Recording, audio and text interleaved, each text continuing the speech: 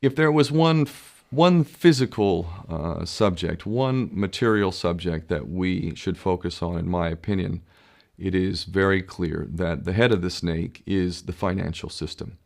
We can argue till the end of time about who runs the world. Is it the Jesuits? Is it the reptilians? Is it the Illuminati? Is it the Freemasons? We can go on and on and on and on about this.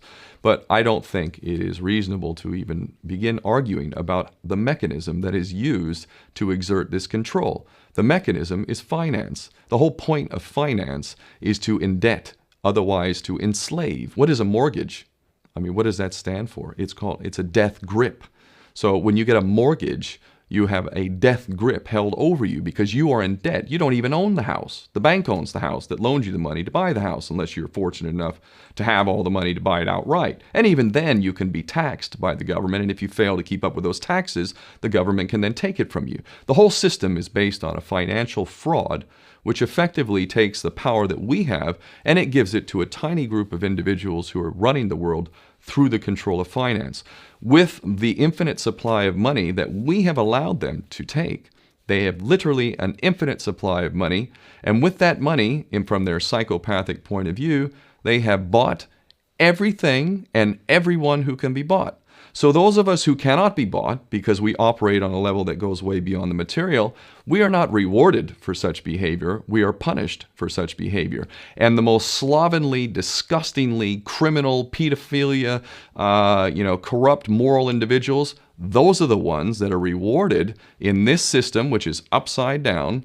We reward the pedophiles, we reward the corrupt, we reward the liars, we reward the people with no morals at all, and usually we compromise them under this system in terms of maybe a videotape. Maybe Barack Obama is gay. Maybe we have videotape of him having sex with another man, or perhaps some other acts that may be not so popular amongst many of the electorate. Or maybe we have videos of political leaders having sex with little boys or little girls. If I was in charge of the world and I was a psychopath and completely drunk on my own power, you can bet damn sure that's what I would do. I wouldn't allow anyone in a position of power who wasn't completely compromised. When you have an infinite supply of money, you can do this.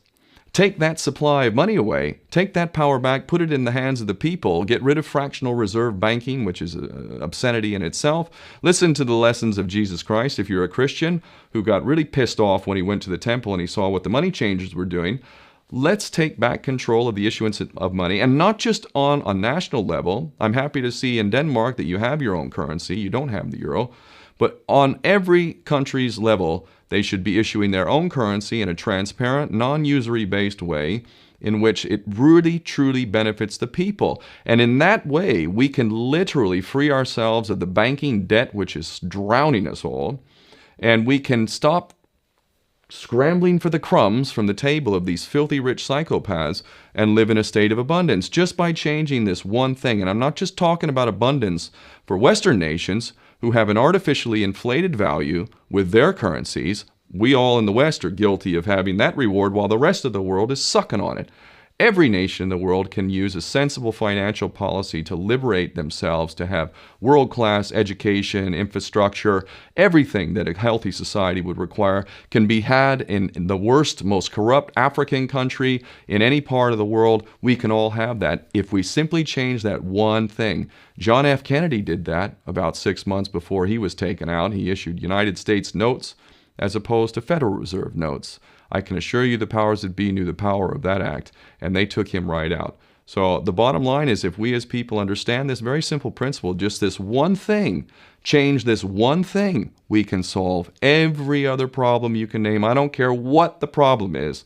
I can bring it back to the financial system and an infinite supply of money for a bunch of psychopaths who are running the world, as opposed to an abundant supply of money for all of us. So in that sense, I'm very optimistic. This is not rocket science. I am not the smartest guy in the room. We can all understand this. And as soon as we do, we can exercise the same power that we had, but relinquished, and we can have a future for ourselves and our children. There's a lot to be optimistic about, quite frankly.